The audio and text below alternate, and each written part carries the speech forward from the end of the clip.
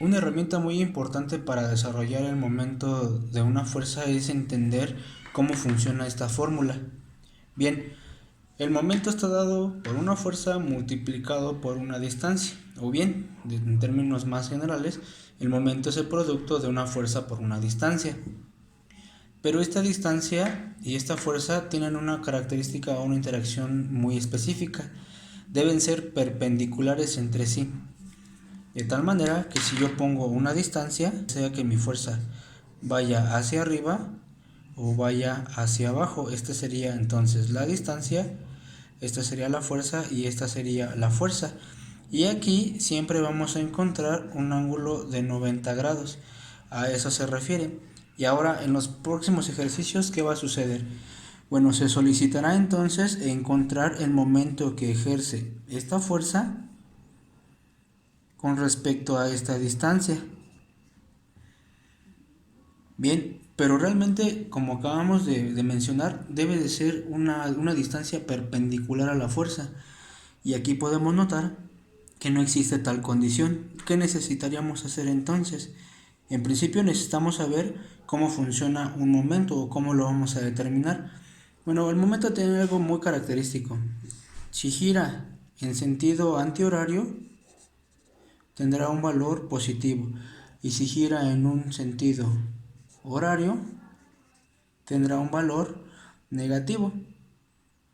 Ahora bien, ya tengo esa otra herramienta que me va a servir. ¿Qué pasa entonces en este ejemplo? Vamos a revisarlo. Significa entonces que yo necesito encontrar una perpendicular a esta fuerza y necesito saber si esa fuerza se aplica únicamente en un eje, en una dirección o en dos direcciones, llámese dirección X o dirección Y.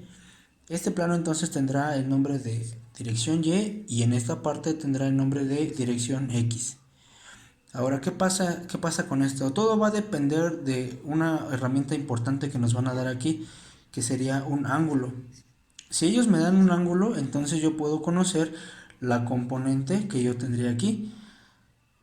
Ahora, si el ángulo estuviera dado aquí, de igual manera, yo podría conocer esta componente. Vamos, es algo muy importante. Si yo voy a realizar esto, entonces tengo que saber que, vamos a poner aquí esta flechita, interpretando un vector. Si yo tengo aquí este ángulo y lo que me interesa es conocer este lado, entonces como es el cateto opuesto, la función será seno del ángulo, de este ángulo que tendríamos aquí.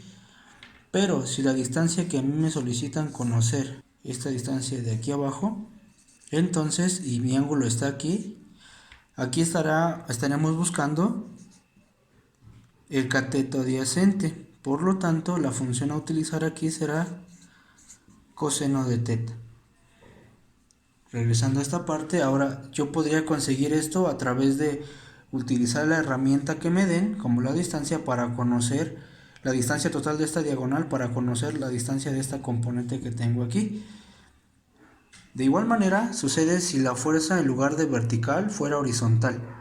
Aquí tendríamos que encontrar que si yo proyectara mi línea aquí, sabríamos que no podría existir momento en X porque no es perpendicular, es colineal con la fuerza. Pero si yo colocara una distancia aquí, entonces aquí sí podríamos encontrar un momento, porque aquí generaríamos la perpendicular y entonces ahora mi fuerza daría un giro en esta dirección, sentido horario, entonces sería negativo. Si yo quisiera representar eso en esto, entonces mi fuerza daría un giro en este sentido, sentido horario, sería negativo. ¿Y cómo es posible que yo pueda interpretar únicamente un momento en esta dirección?